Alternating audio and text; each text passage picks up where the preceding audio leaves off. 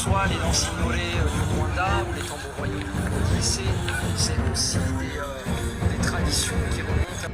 Hari mu ndwi heze ku munsi wa gatandatu imbere y'ikigo mpuzamakungu c'iratiro ry'akaranga Musée du Louvre i Paris mu Bufaransa byabaye nk'imboneka rimwe aho umurisho w'ingoma z'u Burundi n'abatimbo binywana n'intore zo mu Rwanda bagatambira hamwe umudiho umwe baherekanya. Abantu bavuye mu mihingo itandukanye ku isi yose baje kuraba iyo ndangakaranga ya Louvre aho ari kibanza kimwe mu bibanza vy'iratiro bihurumbirwa n'abarenga miliyoni 9 buri mwaka.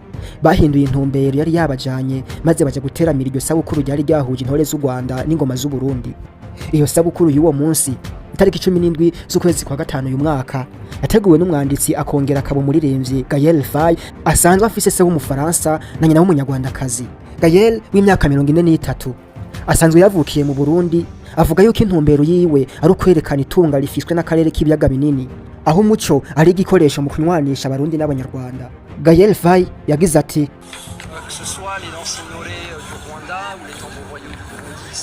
jewe navukiye mu Burundi ndahakurira kuri data w'umufaransa na mama w'umunyarwandakazi. Kunywanisha ingoma z'u Burundi n'intore zo mu Rwanda bagatambira hamwe ngaha i Louvre ikibanza ingenzi nyinshi kwisi zihurumbira no kwerekana yuko umuco w'ibiyaga binini ari itunga rikomeye risumba yose itagira umupaka rinywanisha bose vyerekana yuko turi ntashikirwa kandi turi bamwe.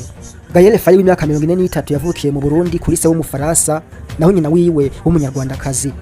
Mu bitavye iyo sabukuru harimo Joshua umurundi w'umutimbo akongera akaba umunyavyese yaje avibujumbura kubwiwe yavuze ko iyo sabukuru arakanya keza ko kwerekana yuko Abanyarwanda n'Abarundi ari bamwe. Ati kubona intore z'Abanyarwanda zihamiriza abatimbo tugakokera twese hamwe tugahurira hamwe tugahibongoza tukanahanahana tugashira umutima hamwe tugatambira hamwe niteka rikomeye. Kurengera yuko imigenderanire y'ibihugu vyacu vyose itifashe neza aho n'imbibe zacu zugaye ariko tugahurira hamwe tugatambira hamwe niteka rikomeye cyane yerekana yuko turi bamwe kandi umuco wacu woduhuza tukabona ko atakintu gikomeye turiko turafa maze kandi tugasubira kugenderanira.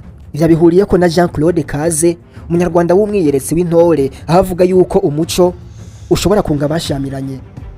Ibibereye muri no sabukuru birerekana yuko hajya Abarundi n'Abanyarwanda turi bamwe tuvuga ururimi rusa nkaho ari rumwe. Ico dukwiye gusa ari uko twotsimbataza umuco wacu kuko nifatiro riduhuza ryoshobora kutwunga.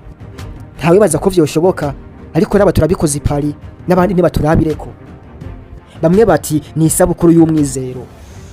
Ni isabukuru yaranzwe n'ibigumbagumba bivanze n'amarira y'umunezero kuri aba Barundi n'Abanyarwanda bari bavyitavye abato n'abakuze mu gihe ibihugu vyabo birabana yingwe bakabona yuko iyi sabukuru ari y'umwizero. Hari yese irangabiye umurundi kazi w'imyaka irenga gato 200 n'umwe muri bo n'ibigumbagumba yagize ati sinarinzi ko twohurira hamwe gutya tukabonesha amaso yacu aho intore z'u Rwanda n'abatimbo b'u Burundi boja hamwe bakavugiriza hamwe bagatambira hamwe. Ibi vyerekana yuko naho iwacu mu migenderanire bitifashe neza turashobora kwicarana tukayaga tugasubiza hamwe kandi birashoboka taco dufa ahubwo turi bamwe.